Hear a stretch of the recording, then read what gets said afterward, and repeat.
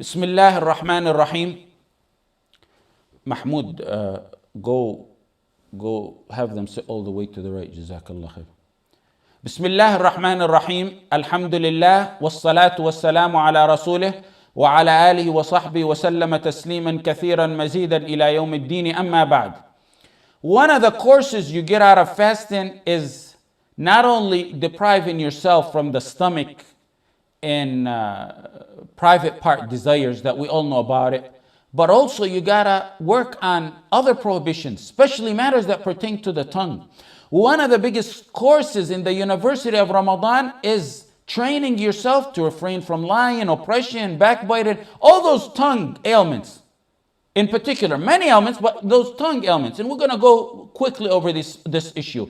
The Prophet ﷺ said, لَيْسَ الصِّيَامِ مِنَ الطَّعَامِ وَالشَّرَابِ إِنَّمَا الصِّيَامِ مِنَ اللَّغْوِ وَالرَّفَثِ. In Mustadrak al-Hakim, Abu Hurairah said, the Prophet ﷺ said, fasting is not just abstaining from food and drink.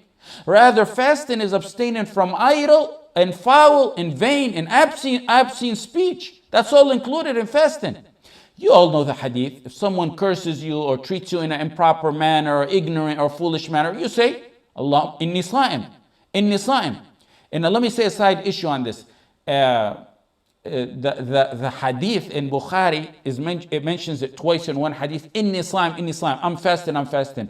Most people, when they say it, you hear it, Allahumma inni sa'im. They change the statement into a dua, which is not part of a hadith. So it's better to stick to the appropriate wording of the hadith, which is inni sa'im, not Allahumma inni sa'im. There's other hadith pertaining to this matter. من لم يدع قول الزور والعمل به فليس لله حاجة في أن يدع طعامه وشرابه. In Sahih Bukhari, whoever doesn't abandon falsehood in word and in action, then Allah the Almighty has no need for him to leave his food and his drink. In another hadith, in Sunan al-Nasa'i, in Ibn Majah, in al-Hakim, the Prophet said, perhaps a fasting person gets nothing out of his fast but hunger. And actually in another narration, only in Ibn Majah, it says, a fasting person attains nothing out of his fast but hunger and thirst. There's some people, all they get out of their fast is hunger and thirst. That's all they get. All these hadith, and the list goes on, many more.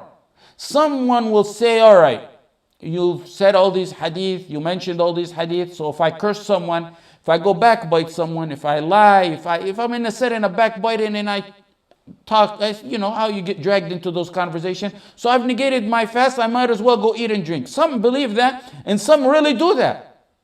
What we say, and we always reiterate, you don't understand these hadith like you want to understand them, or like I want to understand them. We understand them like they were meant to be understood. The ulama mentioned and talked about this, and actually the Hanabila, the Shafi'i, actually everyone I read for, except from the old generation, except the Zahiriyya. And the Zahiriyya are those who take the text and understand them in such an extreme apparent way. They're too literal in their understanding. So they said, what one breaks and voids is not the fast the reward. Meaning he'll lose the reward if he does any of these things. Depending on what he does, he gets sins. And to top that off, not only does he get sins, but he loses the reward for his worship. In fact, according to whatever it is he did, Imam Ahmad ibn Hanbal in his Furu' said, if gossip and backbited were to break fast, none of us would have a fast. So evil saying, lying, backbiting, gossip, that's all prohibited throughout the year. Why is it emphasized more so in Ramadan when one is fasted?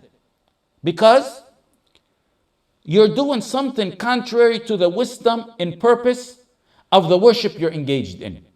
You're in a pure worship. You're trying to purify yourself. You're doing something that defeats the purpose. Because in Ramadan, like we always say, the deeds are multiple folds. All right? We reiterate that all the time. But that comes at a cost. Sins are multiple folds as well. Because on an ordinary day for gossip and backbiting, you get sins for that. In Ramadan, it's deeper. You get more sins for that because of the holy days.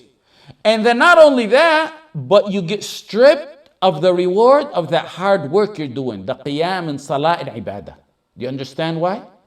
Now someone says, I lied, I ruined my fast, I'm not getting reward out of it. Might as well eat and drink. Then what happened is you got the sins, for whatever you did. You lost the reward of the ibadah, and now you want to top that off by a super major sin, avoiding your actual fast. The point of these hadith is to recruit you, to tell you got a lot of deeds and a lot of hard work you're going to lose if you continue to do this type of sin. You got a lot at stake. This is a boot camp to straighten me and you up, to straighten us up for the rest of the year and then for the rest of our lives. Some of the Salaf said the easiest part of fasting is leaving your food and your water. Wallahi, that's true. The beauty of fasting is it's a worship that continues on throughout the day. From pre-dawn until sunset. It's a continuous ibadah, meaning you get reward even while you're sleeping. It's an ongoing ibadah. Until you backbite someone. Then the ibadah stops. Meaning the reward stops. Jabir said, if you fast, let your hearing fast. Let your tongue fast from lying. Let your limbs fast. Don't harm neighbors. Everything's got to fast. False speech in these hadith that we mentioned includes all kind of speech. Lying, backbiting. And each one of these is a topic to talk about for many halaqat. Slandering, insulting, cursing, false testimony, accusing believers. All that. Everything wrong that the tongue does is foolish. Talk. Even yelling. Even yelling shouldn't be something done in Ramadan. The tongue is a small muscle but a deeply dangerous one. That's why the Prophet ﷺ told us that one of the major matters that causes people entry to Jahannam is that tongue. Tongue is a killer. It's a ruiner and a destroyer. It could be a word that you say that attains the wrath of Allah and puts one 70 years into hell. One word. May Allah save you from that. And it could be that muscle that you use, that you utter one word in it, that makes you among the most successful. Umar said, I walked in on Abu Bakr as-Siddiq radiallahu anh one time while he was holding his tongue. He had his tongue in his hand. He's saying, this destroyed me. My tongue destroyed me. Abu Bakr? What are you talking about, Abu Bakr? Your tongue destroyed you? How did your tongue destroy you? The tongue that has done nothing but exert all its efforts in support of the Prophet Muhammad sallallahu alaihi wasallam. You, Abu Bakr, you say your tongue destroyed you when you're going to be called by every single one of the 8 gates of Jannah? The man the Prophet sallallahu alaihi wasallam smiled to his leadership in salah on the morning that he sallallahu alaihi wasallam died in. The best man after the prophets, radiyallahu anh, but they used to hold themselves accountable on a high standard. Don't get the perception that slander and backbiting is only by tongues and lips. It could be by a wink, by a gesture. It only gets worse on Twitter and Facebook and internet forums. Does that count? Oh yeah, that counts. That does count. But I was disguised behind the screen name. Nobody knew. Alam ya'lam bi anna Allah yara? Alam ya'lam bi anna Allah yara? Haven't you read the Quran? Doesn't he know that Allah sees? يومئذ تعرضون لا تخفى منكم خافية. It's going to be a day when you shall be exposed to view. يومئذ تعرضون لا تخفى منكم خافية. On the day that you shall be exposed to view, no secrets. Now you can keep it a secret. No secret of yours will remain hidden on that day. ستكتب شهادتهم ويسألون. The testimony will be recorded. They will be questioned. There's no difference between tongue and gesture and slander and Twitter and all that. You'll be held accountable for. Ramadan came to let this awareness and fear of Allah surface in our hearts. Try it from now. It's not late. Yes, there's some days left in Ramadan, but it's never too late. Try it from now until the end of Ramadan and see. Every night when you go, before you go to sleep, do the checks and balances on your activities, and the activities of your tongue for that day. If you lied, if you mocked, if you slandered, if you cursed, if you backbit someone, if you said derogatory words, set aside $5, $20, whatever you can do, set it aside for each time you made a mistake. After a week or by the end of Ramadan, you'll see it, you washed your tongue out. You washed your tongue out. If you continue from now until the end of Ramadan with that method, you will continue bi-idhnillah ta'ala for the rest of your life. You'll see a difference in yourself. We're not expecting you to be an angel. But when you stumble, you jump up with a repentance, with a tawbah, and continue on the right path. This is to instill in you, Ramadan, God consciousness, taqwa, mindfulness of Allah, piety, that's taqwa. A strong imanic immune system that you fear Allah in every word you say. That's taqwa. I want you to imagine if someone knows his boss or his co-worker told them the boss installed some secret cameras, or the government, a lot of people know that the government has their cars and phones and houses tapped and they got cameras by their house. A lot of people know that. So they're watching their every exact word. He never forgets that. Does he ever forget there's a wiretap or that his boss installed a hidden camera?